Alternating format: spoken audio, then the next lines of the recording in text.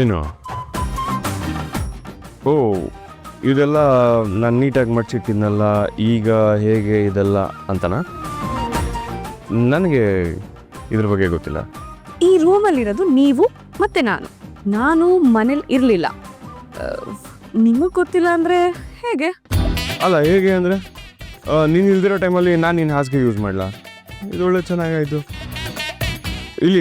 ಇಲ್ಲಿ ನಾನು ಮಲಗೋದು 7 ಅಡಿ ಬೆಡ್ಡು. ನಾನೇನು ಕೇಳಲೇ ಇಲ್ಲ. ನೀವು ಯಾಕೆ ಇದೆಲ್ಲ ಹೇಳ್ತಿದ್ದೀರಾ? ಬಾಯಿಂದ ಕೇಳಿಲ್ಲ ಅಂದರೂ ನೀವು ಕಣ್ಣಿಂದ ನೋಡ್ತಿರೋ ನೋಟ ಹಾಗೆ ಇತ್ತಲ್ಲ, ಅದಕ್ಕೆ ನಾವು ಮನಸ್ಸಲ್ಲಿದ್ದದನ್ನು ಮೌತಿಂದ ಹಂಗೆ ಹೇಳ್ಬಿಟ್ವಿ. ನೀವು ಯಾಕೆ ಕುಂಬಳಕಾಯಿ ಕಳ್ಳ ಅಂದರೆ ಎದುರು ಮುಟ್ಕೊಂಡು ನೋಡ್ಕೋತಿದ್ದೀರಾ? ಅದು ನಾನು ಬಂದಾಗಿಂದ ನನಗೆ ಚೆನ್ನಾಗಿ ಗೊತ್ತು.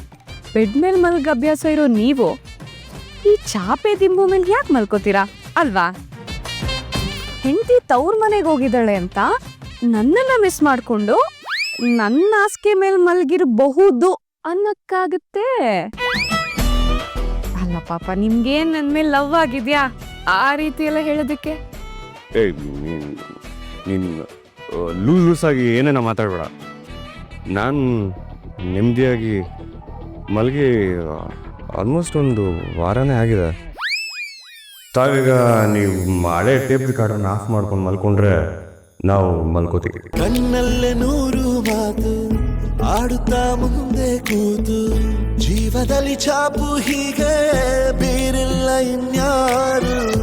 ಆಗಿದೆ ಜೀವ ಹೂವು, ಆದರೂ ಏನು ನೋವು, ಭಾವಗಳ ಕಾಟ ಹೀಗೆ ನೀಡಿಲ್ಲ ಇನ್ಯಾರು.